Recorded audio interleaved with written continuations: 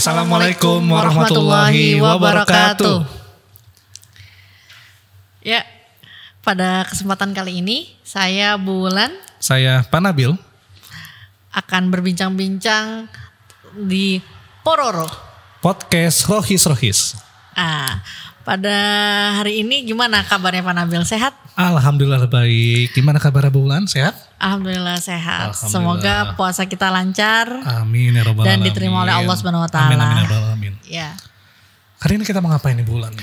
Hari ini kita mau ngomongin sesosok dan Oke. seorang tokoh. Oke. Tokoh ini adalah tokoh perjuangan, Ya. pahlawan. Tapi kita patut ngomongin ini di bulan Ramadan. Kenapa tuh Bulan tuh? Karena dia punya karya yang sangat berpengaruh di dunia Islam. Yaitu salah satunya Tafsir Al-Azhar. Pasti kalian udah tahu siapa nih yang kita omongin. Tafsir Al-Azhar. Kok mungkin kayaknya anak-anak atau penonton yang ada di rumah kayaknya kurang familiar deh dengan Tafsir Al-Azhar ini. Mungkin ada yang lebih berkesan gak Bulan? Atau mungkin yang lebih familiar kita dengar? Atau karya pertamanya dia. Karya pertama beliau itu dengan judul Tenggelamnya Kapal Van der Wijk. Tenggelamnya Kapal Van der Wijk yang difilmkan itu? Betul. Oh kayaknya aku tahu deh. Sama Pevita Pierce. Oh Pevita Pierce ya? Wow. Kayaknya aku tahu deh siapa beliau deh. Iya, siapa dia Pak Nabil? Kalau gak salah namanya Hamka. Betul sekali. Kita sering sebutnya dengan kata Buya. Buya Hamka. Buya Hamka. Ya, oke. Jadi gini teman-teman yang ada di rumah. Jadi bahwasannya Hamka ini sebenarnya adalah nama pena. Nama pena dari seorang tokoh cendekiawan muslim yang nama aslinya beliau adalah Haji Abdul Malik Karim Amrullah. Ya, atau disingkat dengan Hamka. Ya, betul sekali. Nah, Buya Hamka ini adalah salah satu penulis novel juga ya. Yaitu salah satunya adalah Tenggelamnya Kapal Van der Wijk seperti yang tadi saya bilang. Dan satu lagi ada Di Bawah Lindungan Ka'bah. Nah, dua-duanya ini nuansanya nuansa romantisme. Roman ya? Ya, romantisme. Karena menceritakan pasangan kan, dia memiliki romantisme kemudian sampai bagaimanakah dia dari hidup sampai meninggal. Makanya di tahun 30-an sampai 50-an karya ini tuh adalah karya yang besar karena dia memberikan aspek-aspek keislaman juga gitu. Dari judulnya aja kan udah sesuai kan, Di Bawah Lindungan Ka'bah gitu. Berarti bisa dibilang karya beliau ini sangat bestseller zaman itu berarti ya? Betul. Sekarang kita bilang bestseller. Nah, kira-kira Buya Hamka ini dari mana sih Pak Nabil? Nah, seingat saya ya, sepengetahuan saya Buya Hamka ini kan Buya ya. Buya Hamka ini adalah sebenarnya kata. Buya ini adalah kata dari bahasa Minang yang berarti adalah bapak. Betul. Nah, dan kalau kita lihat dari namanya saja atau panggilannya saja, memang beliau ini pada dasarnya adalah seorang Minang, ya, seseorang berasal dari suku Minang dari Sumatera Barat, tepatnya di Maninjau kalau nggak salah ya. Mungkin nanti kita bisa cek lagi Bulan ya terkait dengan hal ini. Tapi ya karena beliau memang dengan namanya aja kita bisa menimbulkan bahwa beliau adalah orang Minang, tapi uniknya adalah beliau ini adalah orang Minang yang memang tinggalnya di Medan awal-awalnya. Betul. Jadi beliau ini termasuk orang yang sangat sangat cakep sekali ya dalam penulisan, dalam menulis, dalam membuat artikel, dalam menyampaikan informasi-informasi kepada masyarakat. Betul. Sehingga ya karena kelihayannya beliau ini akhirnya beliau dipanggil dengan Buya di depannya. Jadi Buya Hamka seperti itu. Oke, betul sekali. Nah, Buya Hamka juga dididik oleh orang tuanya dengan pendidikan yang Islam, kemudian ditanamkan nilai-nilai yang keislaman, kemudian disekolahkan di sekolah-sekolah yang Islam sehingga memang fondasi besarnya beliau ini memang adalah orang yang taat beragama. Betul. Oleh karena itu, karena backgroundnya seperti itu, nggak jauh beda lah dengan nggak jauh beda lah dengan karya-karyanya, bahwa karya-karyanya juga bernafaskan Islam. Betul. Seperti itu. Nah, kemudian yang kita juga harus ketahui gitu ya, Buya Hamka ini kalian sering dengar kan, ada universitas UHAMKA. Nah, UHAMKA. Nah, ini benar sekali bahwa universitas ini memang mengadaptasi pendidikannya Buya Hamka. Nah, kemudian universitas ini akhirnya sekarang berkembang ada di Pasar Rebo ya? Pasar Rebo dan beberapa tempat lainnya Bu Ulan. Iya betul. Ya ternyata nama Buya Hamka ini udah sangat terkenal banget gitu di Indonesia sampai ke Asia Tenggara. Betul. Nah kita mau bahas nih apa sih fakta-fakta menarik dari sosok Buya Hamka. Oke, baik. Let's check it out. Oke. Siapa dulu Bu Ulan nih yang mau bahas pertama nih? Oke. Bahas yang pertama tadi kayaknya udah dibahas ya Udah sama Pak dibahas Nabil. ya? Yang pertama tadi. Jadi pertama adalah beliau, Buya Hamka ini pada dasarnya adalah orang Minang, orang dari Sumatera Barat yang memang kebetulan secara perjalanan hidupnya beliau ini memang di awal-awal karirnya itu lebih banyak tinggal di daerah Medan atau Sumatera Utara. Meskipun memang kembali lagi yang namanya orang Melayu, orang Minang itu kan orang-orang yang sangat suka dengan yang namanya merantau ya. Betul. Jadi kembali lagi ini bisa menjadi salah satu poin menarik juga bahwasannya ya kita sebagai manusia, kita sebagai umat muslim dalam hal ini khususnya ketika kita ingin berjuang mendapatkan sesuatu ya kita harus berusaha dengan keras. Bahkan dimanapun itu berada kita tetap harus berjuang termasuk kegiatan merantau ini seperti itu.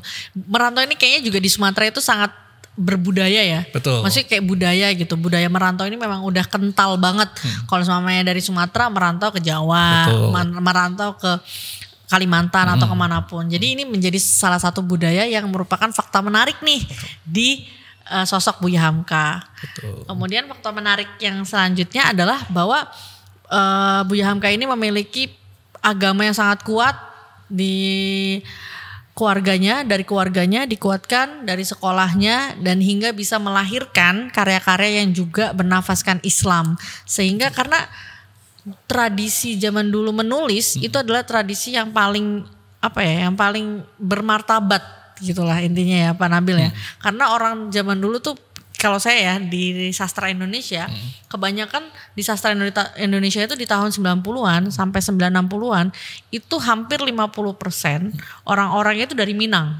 Oke, dari Minang bahkan dari Minang semuanya rata-rata. Spesifik banget Buya Hamka yang berarti ya. Betul, salah satunya Buya Hamka. Kalian tahu Siti Nurbaya, Siti Nurbaya itu juga dari Minang. Ya betul.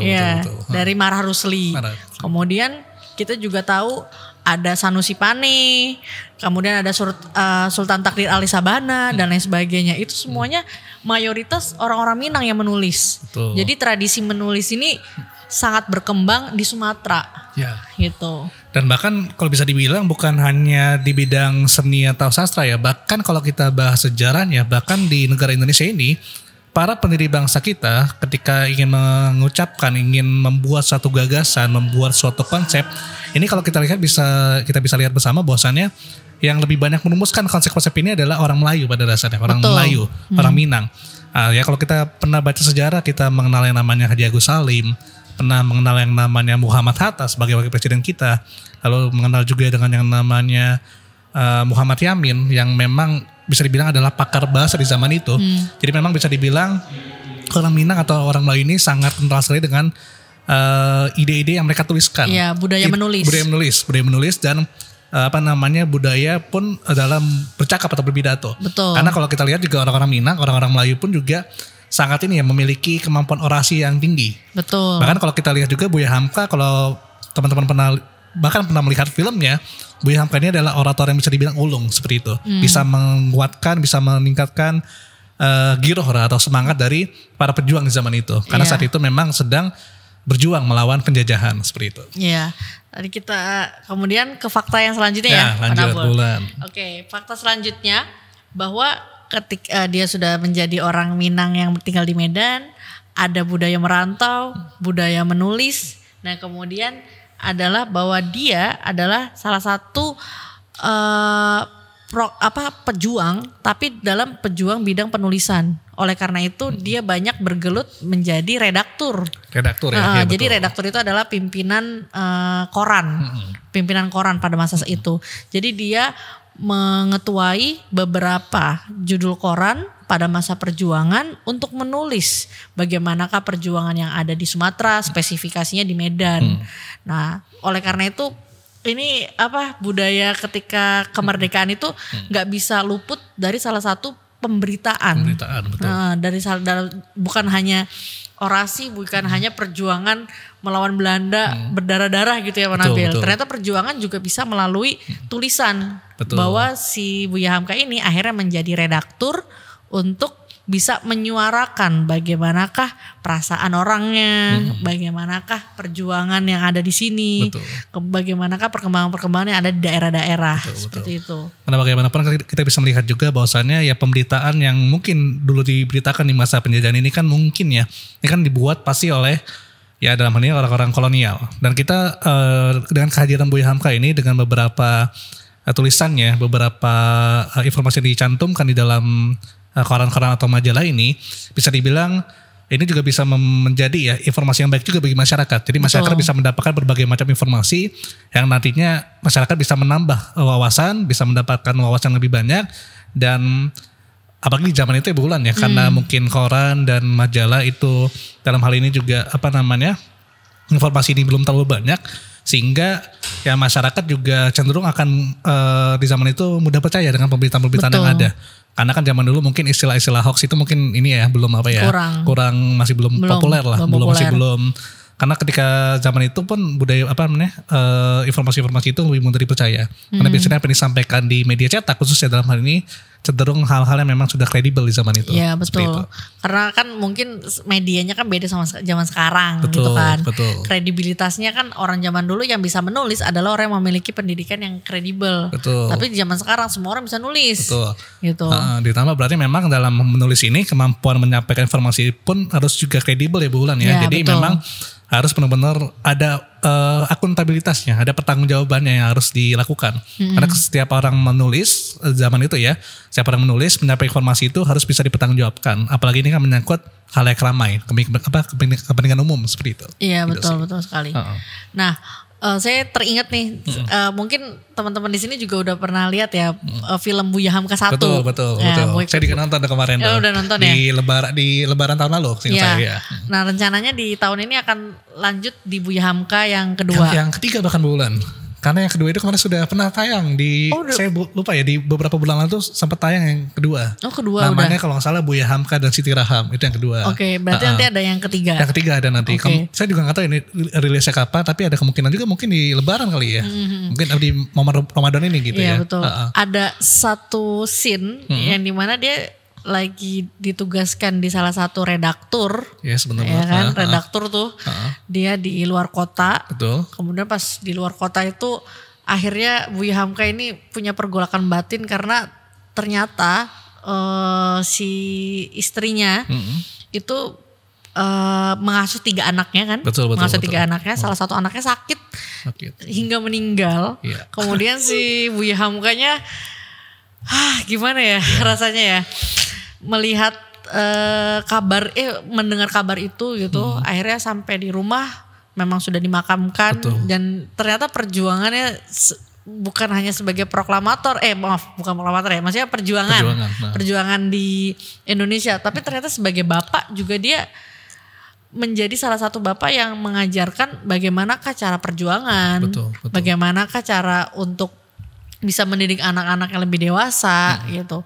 Jadi di scene itu sih yang saya lihat sih perjuangan beliau sebagai redaktur yang sangat konsisten, bekerja keras, gigih, sehingga bisa bisa istiqomah lah gitu kita sebutnya ya. Bahkan kalau kita bisa lihat juga bulan ya di film itu, ya ini termasuk fakta menarik juga dari Buya Hamka, bahwasannya memang ya dengan ketika tadi ada peristiwa seperti itu, beliau kita bisa dapat menyimpulkan juga, kita bisa menarik sebuah kesimpulan, menarik sebuah makna yang didapat dari salah satu scene atau adegan itu, bahwasannya Buya Hamka ini adalah orang yang sangat mengutamakan kepentingan bersama sebetulnya dibandingkan kepentingan pribadi.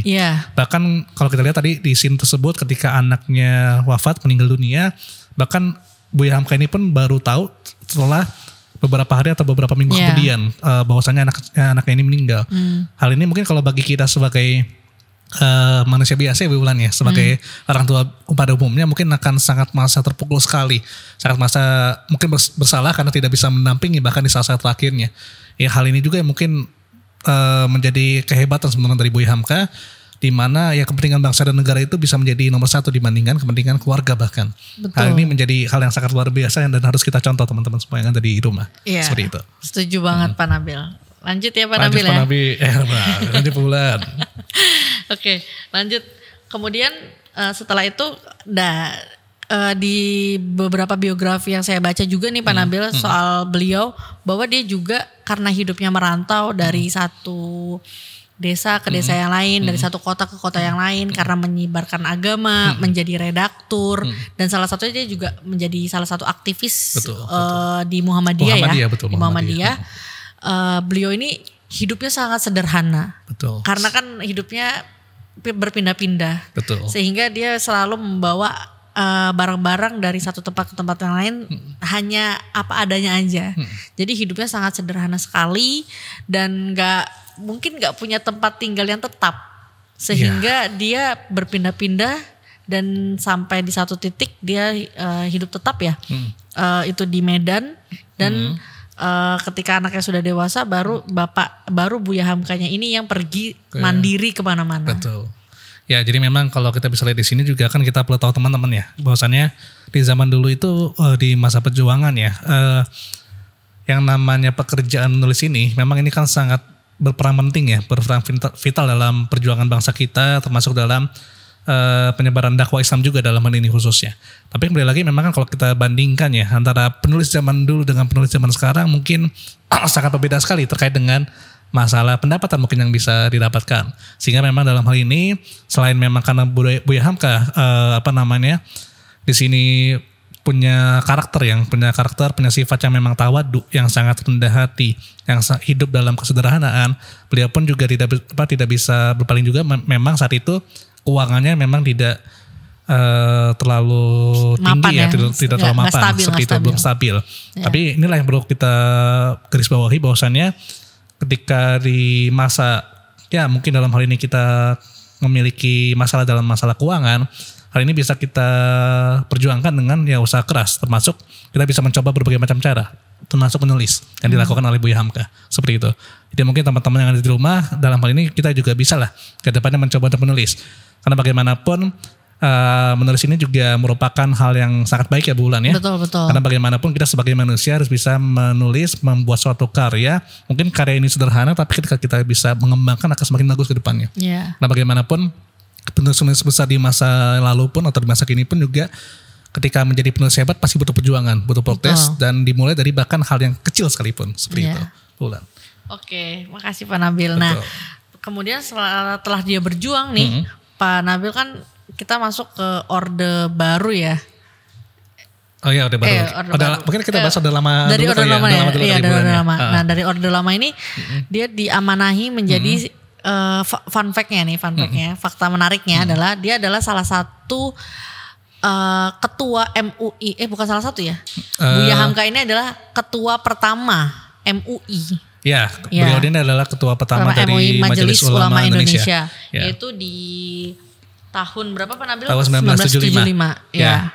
Tapi memang kalau misalkan Buya Hamka ini selain menjadi ketua MUI, mungkin kita bisa tarik sedikit ke belakang dulu kali Bu Ulan ya. Di mana beliau ini Buya Hamka juga termasuk salah satu tokoh partai yang namanya Masyumi di zaman itu. Ya, di mana kalau kita bahas sejarah juga, Partai Masyumi ini adalah partai yang termasuk ke dalam tiga besar dari pemenang pemilu 1995. Betul. Jadi ya dulu ada yang namanya tiga partai ini pemenangnya adalah pertama dulu ada yang namanya PKI, ada yang namanya PNI, ada yang namanya Masyumi. Nah Masyumi ini adalah partai yang memang beraliran atau pengarah kepada partai yang ideologinya adalah partai Islam seperti itu. Jadi memang partai Masyumi ini juga termasuk partai yang mendominasi parlemen saat itu. Dan pergerakannya pun juga memang pergerakannya lebih kepada pergerakan yang sifatnya dakwah seperti itu. Meskipun kembali lagi ya setiap partai kan pasti punya ya yang namanya tujuannya, yaitu memberikan yang namanya pendidikan politik kepada masyarakat. Betul. Termasuk ya Partai Masyumi ini. Ya meskipun memang kalau kita lihat ke depannya setelah itu ternyata memang ya berdasarkan dinamika politik yang ada ya Partai Masyumi ini dibubarkan, dan ini juga termasuk salah satu kisah yang sedih juga sebetulnya ketika Buya Hamka, dan ini juga menjadi rahasia umum ya, ketika Buya Hamka itu akhirnya ya karena pada zaman itu banyak sekali fitnah yang mengarah kepada dia, banyak sekali pemberitaan-pemberitaan buruk yang mengarah kepada dia, padahal sebetulnya tidak ya. Tapi kembali lagi beliau menampakkan fitnah ya, yang akibatnya ternyata beliau itu pun akhirnya mau tidak mau ya di zaman itu dicebloskan ke penjara. Ya, betul. Karena memang saat itu ya dituduh melakukan hal yang kurang baik lah kepada pemimpin negara maupun kepada negara ini, seperti itu. Ya. Jadi dalam hal ini ya kita ya saya pun juga ketika nonton filmnya kemarin cukup ini ya sedih sekali ya ketika seorang mubalik, seorang cendekiawan muslim yang perjuangan dalam menegakkan syariat Islam, menegakkan perjuangan Indonesia ini pun ternyata harus ya masuk penjara. Iya, betul. Seperti itu. Menjadi tahanan politik. Menjadi tahanan politik di zaman itu. Betul. Maka dalam hal ini ya meskipun kembali lagi Bulan, ternyata ada fakta menariknya lagi. Ketika saat itu beliau menjadi tahanan politik, beliau akhirnya mempunyai kesempatan saat itu membuat sebuah tafsir yang namanya tafsir Al-Azhar. Oke, berarti tafsir Al-Azhar ini dilahirkan di balik bui. Ya, di balik bui, di balik penjara yang memang ya mungkin kalau kita lihat ya ketika orang sudah masuk penjara mungkin jangankan untuk menulis sebuah karya ya, bahkan mungkin kebanyakan pikirannya adalah ingin bagaimana cepat bebas dari penjara, benar nggak? Betul, atau enggak kurang menerima kenyataan. Kenapa selalu bertanya-tanya kenapa di penjara? Betul. Ya. Dan bahkan ada juga yang bisa dikatakan ya ketika orang masuk penjara pun juga mungkin ada juga yang bisa mengakhiri hidupnya bahkan. Karena mungkin merasa putus asa, merasa memang tidak berguna. Tapi inilah yang bisa kita contoh dari Buya Hamka ketika seorang tokoh ini, Buya Hamka ini mampu menciptakan sebuah karya meskipun memang karya ini tidak sepenuhnya jadi saat di penjara itu ya Bulan ya. Jadi memang pertengahan atau mungkin beberapa bagian yang memang sudah dibuat di penjara itu dan akhirnya diselesaikan ketika sudah bebas di penjara. Iya. Seperti itu. Dan di film dan novelnya Buya Hamka yang tersebar luas nih, yang kalian bisa baca juga, itu memang sudut pandang penceritaannya memang ketika sudut pandangnya adalah ketika dia di penjara, betul. Ditengok sama keluarganya kemudian jadi flashback gitu kan. Alurnya seperti itu. Nah ini yang di film kedua Bulan. Iya betul. Dimana memang dikisahkan Buya Hamka ini sangat ini ya, Pak Nabil tadi yang Pak Nabil bilang bahwa sangat memilukan sekali sangat gitu. Sangat menyedihkan lah bahasa sangat kasar mungkin ya. Ya sangat menyedihkan sekali. Kalau nggak salah juga kan ketika dia di penjara juga ditengokin dengan dibawakan masakan istrinya. Betul sekali. Melihat anak-anaknya ternyata sudah besar-besar dan dia tidak bisa dia merasa bersalah karena tidak bisa membesarkan anaknya bersama istrinya karena tidak mendampingi istrinya sampai sepenuhnya. Ini mengingatkan saya sama ininya juga sama novelnya dia. Ya. Yang mana di Bulan nih? Yang di bawah lindungan Ka'bah. Di bawah lindungan Ka'bah ya, oke. Dimana di bawah lindungan Ka'bah itu kan pesannya mau bilang bahwa kita tuh cinta ke siapa saja bisa gitu, makhluk. Tapi cinta yang paling pertama itu adalah cinta kepada Allah gitu. Betul. Karena Allah kan yang menciptakan kita sebagai berpasang-pasangan, sebagai perempuan dan laki-laki. Jadi artinya bahwa kita sebagai manusia yang paling utama adalah memang cinta kepada Allah, bahwa kita mempasrahkan semuanya hanya kepada Allah. Itu sih yang saya yang saya bisa ambil dari Buya Hamka selama tadi ketika Pak Nabil bicara dia sebagai tahanan politik. Ya berarti memang kan kalau kita bahas cinta ya Bulan ya, berarti kan memang cintanya Buya Hamka ini kepada keluarganya, kepada bangsa Indonesia, bahkan kepada Allah ini kan sangat besar ya Bulan ya. Bahkan di saat-saat momen tersulit dia masih mengingat Allah gitu. Ya, betul. Masih mengingat Tuhannya, dan akhirnya beliau pun bahkan membuat sebuah tafsir yang ini sekali lagi bukan hal yang mudah. Bukan sebuah hal yang gampang, bukan sebuah hal yang memang dalam hal ini bisa dilakukan oleh seseorang berada di penjara. Betul sekali. Menafsirkan Al-Quran itu harus memiliki beberapa ilmu-ilmu yang disyaratkan. Betul. Gak semua orang bisa menafsirkan Al-Quran.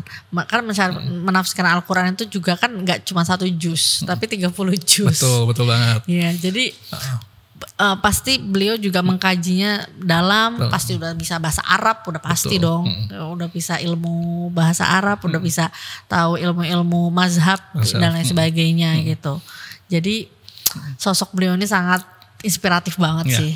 Jadi memang kalau kita bilang ya beliau ini adalah seseorang yang memang penuh dengan cinta ya, tentu penuh cinta kepada Tuhannya, kepada Allah Subhanahu Wa Taala, kepada bangsa maupun kepada keluarganya. Betul. Makanya kembali lagi, makanya novelnya pun kan juga kalau kita lihat kan novelnya berbahas tentang cinta ya, membahas tentang cinta, karena sekali lagi cinta itu adalah bahasa universal.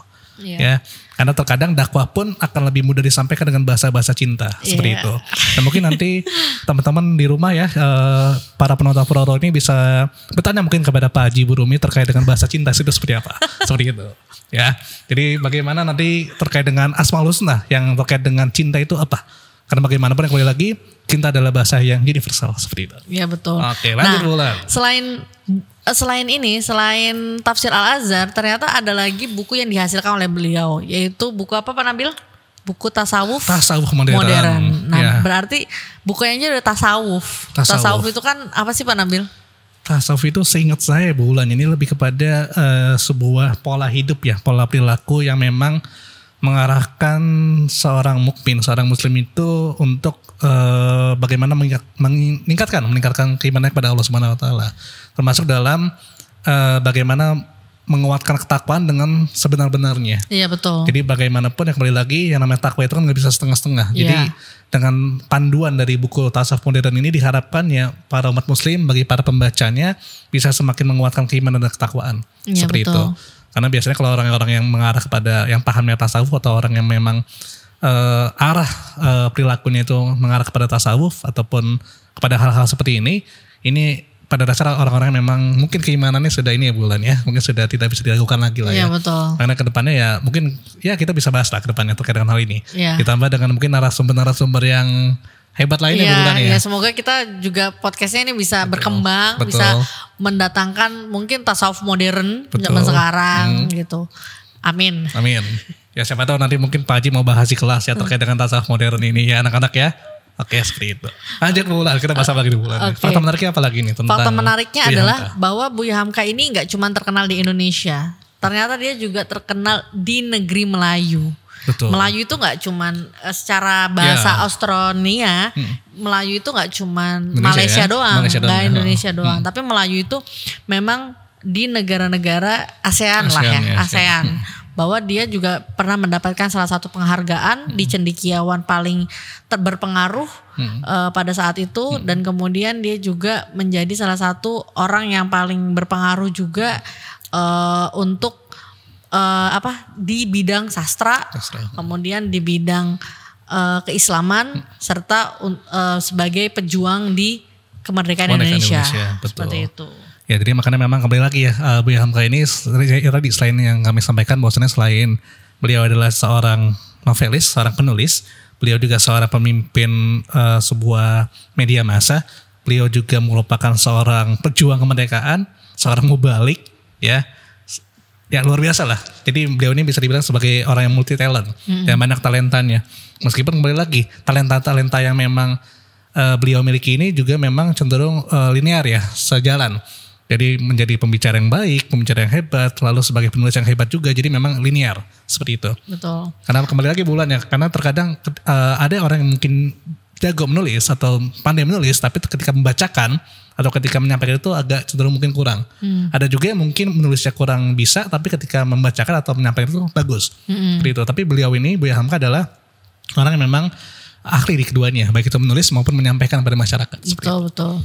Kemudian fakta yang selanjutnya nih ya, bahwa namanya sesosok suami yang hebat, dibalik pria yang hebat pasti ada wanita yang lebih hebat dong. Siapa dia Pak Nabil? Ya, namanya adalah Siti Raham ya. Beliau ini adalah istri dari Buya Hamka itu sendiri. Ya, Siti Raham ini ya kembali lagi ya, kalau kita lihat pernah nonton filmnya, pernah baca biografi dari Buya Hamka, Siti Raham ini adalah seorang istri yang sangat-sangat membantu sekali perjuangan suaminya. Bahkan mulai dari membantu dalam hal memberikan ide dalam penulisan, betul, perjuangan kemerdekaan, bahkan saat Buya Hamka mendapatkan kondisi yang sangat terburuk sekalipun yaitu di penjara, beliau istrinya ini Siti Raham ini memang sangat memberikan support yang terbaik lah dengan salah satunya mengirimkan makanan. Iya. Dan kalau kita lihat di film itu kan kayaknya masakan enak ya seperti itu. Iya. Jadi mungkin ya siapa tahu kita bisa mencicipi ya makan makanan itu ya Bulan ya. Seperti itu. jadi saya bayangin nih kalau ingat makanannya yang dibawa sama istrinya Buya Hamka, jadi pengen buka puasa saya nih. Gimana Aduh nih? Jangan dong. Aduh bingung saya dia. Macam lama lagi ya Bulan ya. Bukan ini aduh. Kalau dari sisi feminismenya nih. Aduh feminisme nih. Oke Ya, kita feminisme bahas Bulan nih. ya. Ya agak berat ya bulan kayaknya. Kalau dari sisi feminisme ini bahwa Buya Hamka ini juga pengen membuat istrinya sebenarnya bebas gitu. Bebas dalam artian istrinya ini boleh mengasuh anaknya atau boleh juga berkarir. Tapi istrinya kan memang memutuskan untuk mengasuh anak-anaknya. Betul. Nah kemudian Buya Hamka di situ juga ada beberapa bagian gitu juga membantu bagaimanakah pekerjaan rumah istrinya. Betul. Bagaimana mengasuh anak-anaknya, nggak lepas tangan gitu aja. Kemudian juga yang paling berkesan sih ketika istrinya ini mendukung seluruh karya-karyanya. Kan karya-karya yang pertama nih yang layak ke tenggelamnya kapal Van der Wijk ini kan tentang romantisme. Betul. Kemudian kan Buya Hamka dapat hujatan nih. Ih masa kiai kok nulisnya tentang cinta-cintaan gitu kan. Betul. Tapi di situ sosok seorang istrinya bukan menyalahkan Buya Hamkanya, justru malah memberikan dukungan bahwa yang menguatkan Buya Hamka bahwa dakwah itu memang bisa dari jalur manapun. Betul gitu. sekali. Yeah. Nah kemudian memang iya sih di tenggelamnya kapal Van der Wijk ini memang cerita pergolakan cintanya sangat kuat ya antara si siapa namanya? Saya lupa namanya siapa ya bulan ya. Aduh, saya lupa namanya ya. Yang cowok itu loh, siapa sih namanya? Oh iya, Zainuddin sama Hayati. Hayati itu dia. Penonton di rumah maklum nih. Jadi saking banyaknya kerjaan guru les school kayak gini ya, banyak lupanya. Maaf ya anak-anak rumah ya.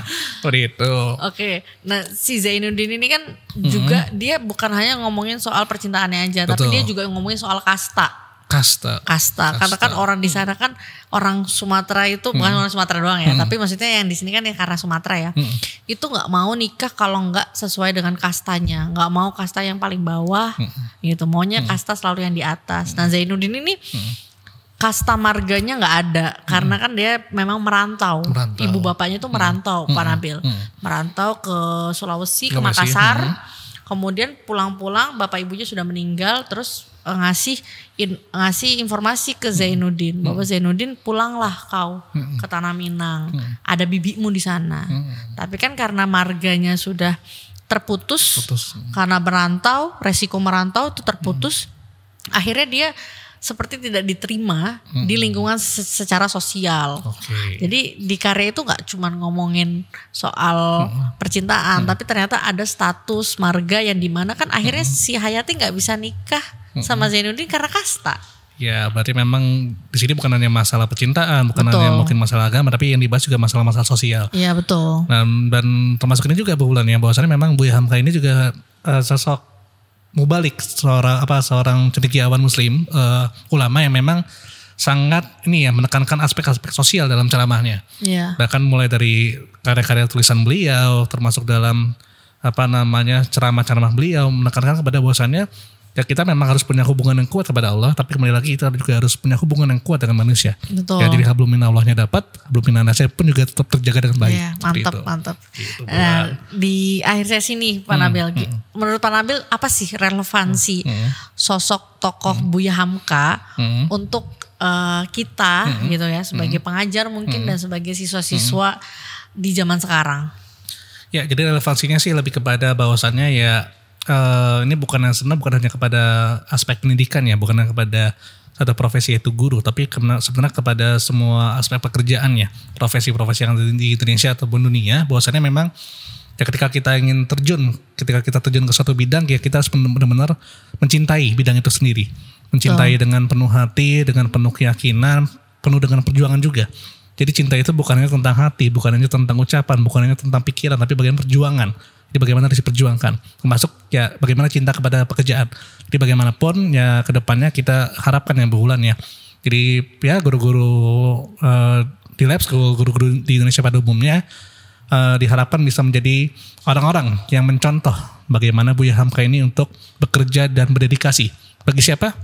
Pertama bagi Allah Subhanahu Wa Taala, kedua bagi bangsa dan negaranya, dan yang ketiga adalah bagi keluarganya. Betul. Jadi tetap bahwasannya guru juga harus tetap peduli kepada agama, masyarakat dan keluarganya. Itu yang terpenting Bulan. Betul sekali, saya setuju sih. Terus kalau relevansinya bagi siswa nih, bahwa kita tahu bahwa Buya Hamka ini kan waktu pas jadi tahanan politik udah tua banget. Udah tua. Artinya bahwa Buya Hamka ini belajar pendidikan agama, belajar dari kecil sampai tua pun masih menulis. Betul. Gitu. Sampai istilahnya di akhir hayatnya menulis. Seperti ini kata-kata mutiara, tahu nggak? Yang mana nih? Yang banyak soalnya kata-kata mutiara Buya Hamka ini banyak banget. Enggak, kata-kata mutiara yang mencerminkan Buya Hamka. Apa tuh Bulan?